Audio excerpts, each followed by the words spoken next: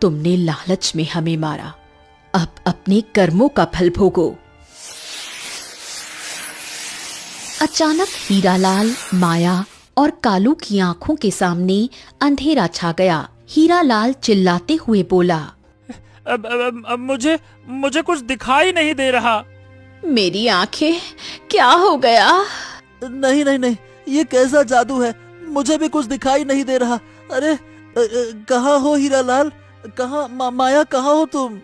तीनों अंधे हो गए। गांव वाले हैरान थे।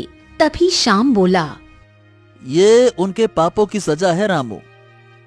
हाँ, इनको तो सजा मिल गई, लेकिन मेरी गाय बेचारी गंगा और जमुना, वो चली गईं। गंगा और जमुना के मरने के बाद गांव में एक अजीब सन्नाटा छा गया। हीरालाल, माया और कालू अंधे हो चुके थे और गांव वालों ने उन्हें उनके घरों में कैद कर दिया। लेकिन रामू का मन उदास था। उसकी गायें, जो उसकी धरोहर थीं, अब नहीं रहीं। रामू सरिता से उदास स्वर में बोला, सरिता, गंगा और जमुना मेरे पिता की आखिरी निशानी थी, अब मैं क्या करूं? सुनिए जी, वो परियां थी। उन्होंने हमें इतना खुशहाल बनाया, शायद उनका जाना भी किसी बड़े कारण से हुआ हो। श्याम रामू के पास आते हुए बोला, हाँ रामू, गांव वाले अब तेरे साथ हैं। हीरालाल को उसकी सजा मिल गई है, अब तो हिम्मत रख। ऐसा बोल श्याम भी घर चला गया।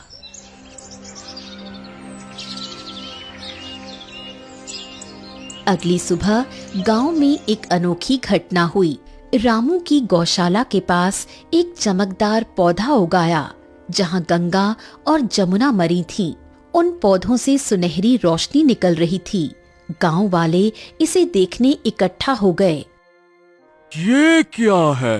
अरे कोई चमत्कार है क्या? शायद गंगा और जमुना की आत्माएं अभी भी यही हैं।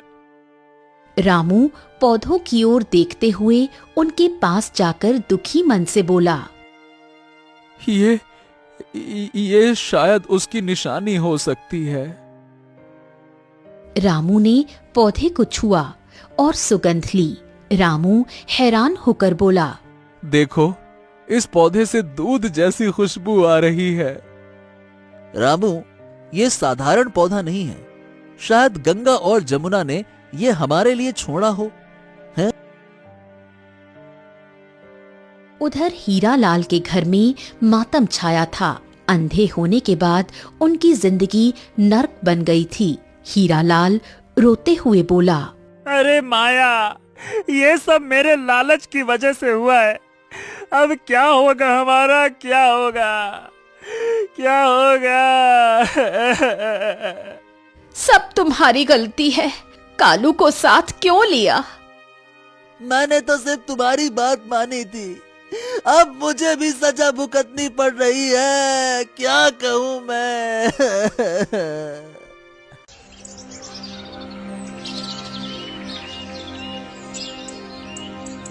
कुछ दिन बाद रामू ने देखा कि वो चमकदार पौधा बड़ा हो गया था।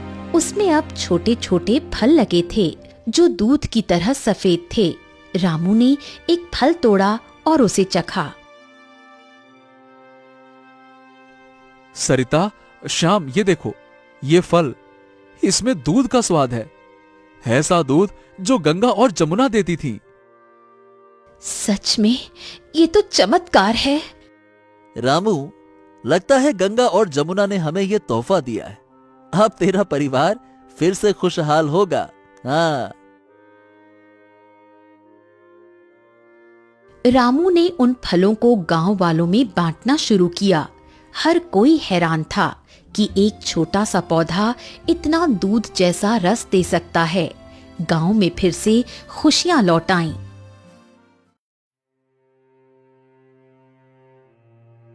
लेकिन एक रात रामू को फिर से सपना आया। रामू, हमारा जादू खत्म नहीं हुआ।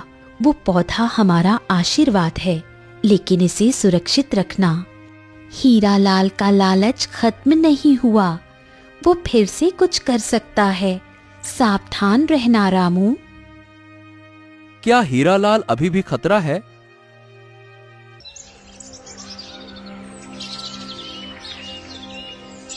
रामू ने सुबह शाम को ये बात बताई। हीरालाल वैसे तो अंधा हो गया है, लेकिन उसका दिमाग तो काम करता है ना। फिर भी हमें चौकन्ना रहना होगा रामू। हाँ, मैं उस पौधे की रखवाली करूंगा। ये मेरी गायों की आखिरी निशानी है। हाँ। इधर हीरालाल के घर में एक नई साजिश चल रही थी। भले ही वो अंधा था, लेकिन उसने एक गांव के लड़के को पैसे का लालच देकर अपने पास बुलाया। सुन छोटू, एक काम कर बेटा, रामू के गौशाले के पास एक पौधा है, जा जा बेटा, उसे उखाड़ कर जला दे, जो मांगेगा वो दूंगा, जा। लेकिन हीरालाल चाचा, गांव वाले कहते हैं वो पौधा जादुई है। जादू वादू कुछ नहीं, तू बस हमारी बात मान, तुझे ढेर सारे पैसे मिलेंगे। छोटू ने पैसे के लालच में हाँ कर दी।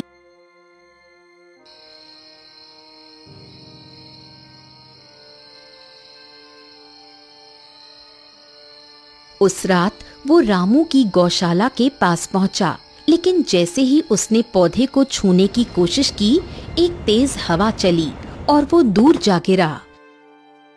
हाँ हाँ, ये क्या था? हाँ, मुझे यहाँ से भागना चाहिए। हाँ हाँ। छोटू वहां से भाग गया और गांव वालों को सारी बात बता दी। गांव वालों ने हीरालाल को फिर से सजा देने की बात शुरू कर दी।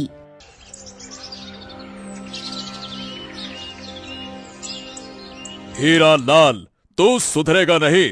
अब तुझे गांव से निकालना ही ठीक है। नहीं नहीं नहीं नहीं नहीं, मुझे माफ कर दीजिए, मैं अंधा हूँ, मैं कहाँ जाऊंगा? मैं थोड़ा मेरे बारे में सोचिए। सरपंच गांव वालों से बोला।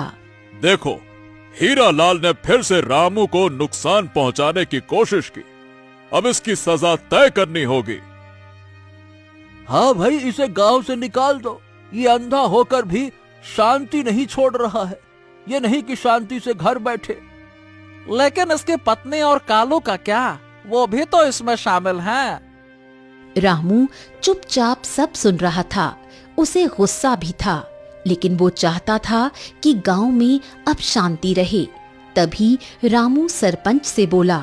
सरपंच जी, मुझे किसी भी तरह का बदला नहीं चाहिए, लेकिन ये पौधा मेरे लिए गंगा और जमुना की निशानी है। इसे कोई नुकसान न पहुंचाए, बस इतना सुनिश्चित कर दीजिए।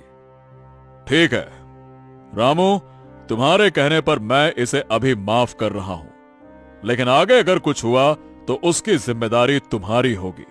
ठीक है रामू, हम सब मिलकर इसकी हिफाजत भी करेंगे, इस पौधे की। ठीक है ना? हाँ ठीक है सरपंच जी। ऐसा कहकर सब अपने घर चले गए। हीरालाल के घर में माहौल गर्म था। छोटू के नाकाम होने से हीरालाल का गुस्सा 7वें आसमान पर था।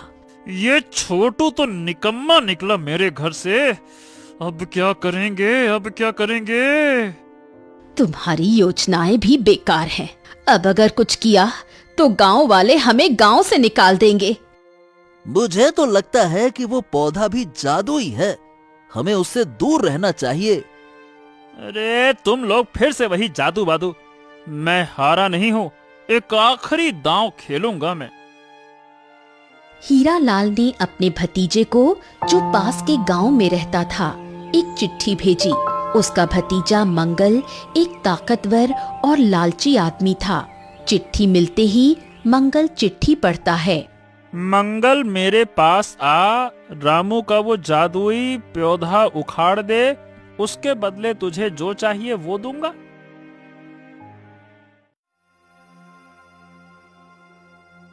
कुछ दिनों बाद मंगल गांव में आया। वो लंबा चौड़ा डरावना दिखने वाला आदमी था। गांव वालों को उसकी मौजूदगी से शक हुआ। शाम को पता चला। वो तुरंत रामू के घर गया और रामू से पूछा। रामू, ये मंगल कौन है? मुझे लगता है कि हीरालाल ने इसे बुलाया है। हाँ श्याम, हमें सावधान रहना होगा। वो पौधा अब मेरी जिंदगी का अहम हिस्सा है। वो सुनिए जी, क्या हम गांव वालों को बता दें कि मंगल खतरा हो सकता है? हाँ, ये ठीक रहेगा।